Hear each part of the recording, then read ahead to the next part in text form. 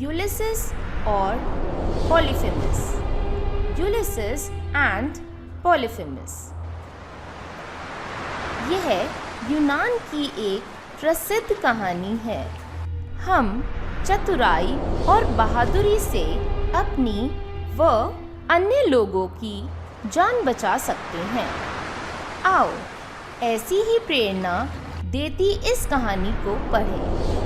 This is a famous Greek story. We can save our life and the lives of others by our cleverness and bravery. Let's read this story which inspires us to develop these qualities in us.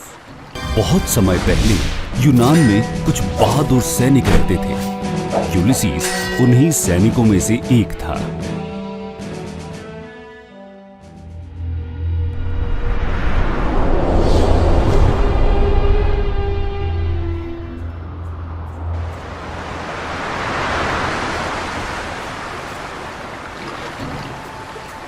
एक बार युद्ध के बाद वे जब समुद्री रास्ते से शहर की ओर वापस लौट रहे थे तो वे रास्ता भटककर किसी अन्य देश में पहुंच गए।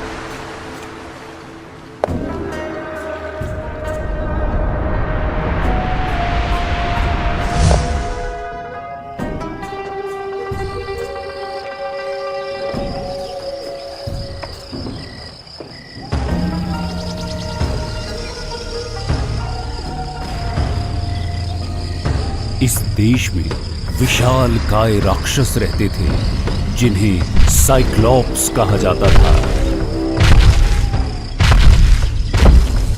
उनके माथे के बीचों बीच एक आंख थी। वे गुफाओं में रहते थे। उनकी बकरियां व भेड़ें भी गधों के समान बड़ी बड़ी थीं।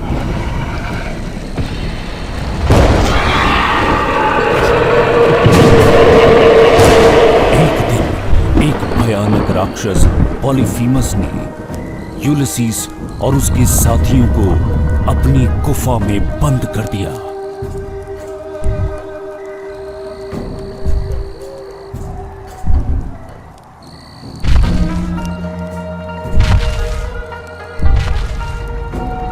वो हर रात उनमें से 2 सैनिकों को मारकर खा जाता था।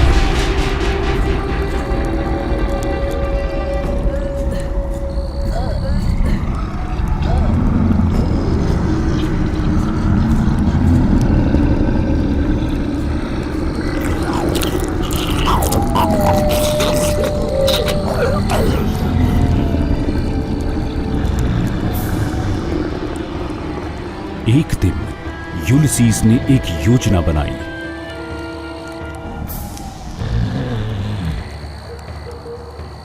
उसने पॉलीफेमस को एक नशे वाला शरबत पीने को दिया।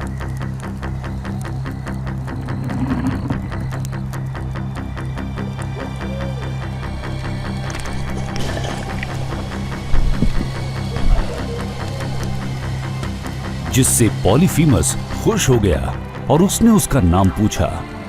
क्या नाम है तुम्हारा? मेरा नाम है कोई नहीं। नाम सुनकर उसे हंसी आ गई। ये कैसा नाम है तुम्हारा? मैं तुमसे खुश हूं और तुम्हें सबसे अंत में मारूंगा। ये कहकर वो सो गया। उसके सोने के बाद यूलिसीस ने एक लकड़ी लेकर उसकी आंख में घुसा दी। वो दर्द से बेहाल होकर चिल्लाने लगा। उसकी आवाज सुनकर अन्य राक्षस गुफा के पास आ गए।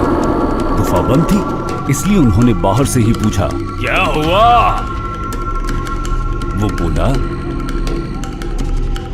अब मुझे कोई नहीं मार रहा है। उसकी बातें सुनकर सारे राक्षस वहां से इसलिए चले गए क्योंकि उन्होंने सोचा कि उसे कोई नहीं मार रहा है। आंख फूटने से पॉलीफेमस को दिखाई देना बंद हो गया।